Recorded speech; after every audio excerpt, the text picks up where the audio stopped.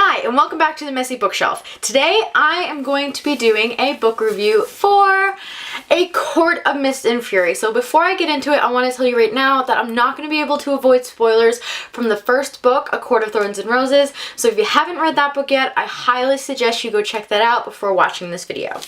A Court of Mist and Fury came out on May 3rd, and I started reading it right at the end of the month because I never got my copy till then. And it took me about 5 days to read, mostly because I was really busy with school, but I took 3 days and I sat down and I read like 150 to 200 pages a day, and I got through this monster. This thing is massive. There's 625 pages, which is a lot bigger than the first one. As you can see, it's basically double the size, but it was a lot better than the first one. When I read A Court of Thorns and Roses, I wasn't 100% sold on it. I enjoyed it because I enjoy all of Sarah J. Maas's books, but I wasn't really sure if it was going to be my thing because it just kind of seemed predictable, and the whole Tamlin thing, like I was Team Tamlin in the first book, but I'm glad that this book has taken a turn. Is that too much of a spoiler? I'm really sorry. This is going to be difficult to talk about without spoiling anything. I'm having a hard time putting into words what I can say about this book without actually giving you spoilers. So just a straightforward review. If you read the first book and you weren't sure on this one, pick it up, because I usually find with trilogies that the second book is kind of a dud.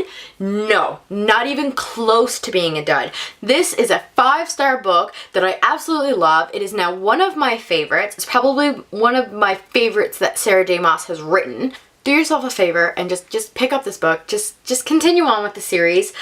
It's fantastic. It's well written. It's what the plot goes by really quickly. It's kind of like an up-down sort of thing, and then it goes really up at the end. That's what I think I liked about it the most. Even like it was a very long book, but there's enough action going on that it keeps you interested, because I find it has like a climax and then it has a bit of a lull. Like you have the like building up, and then you have the climax, and then you have the building down, which is what you get in most books. But this book has you going up and then down and then up and then down and then up and then down and then all the way up and then all the way back down. Kind of.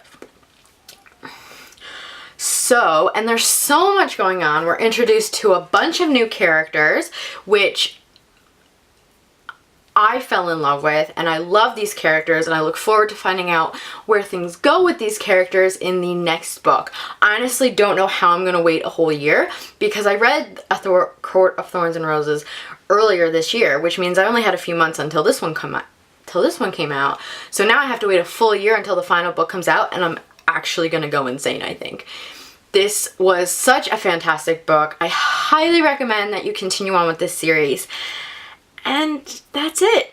If you like this video, please give it a thumbs up. If you want to see more of my videos, hit that subscribe button. I post videos every Tuesdays and Fridays, and I will see you on Friday. Bye!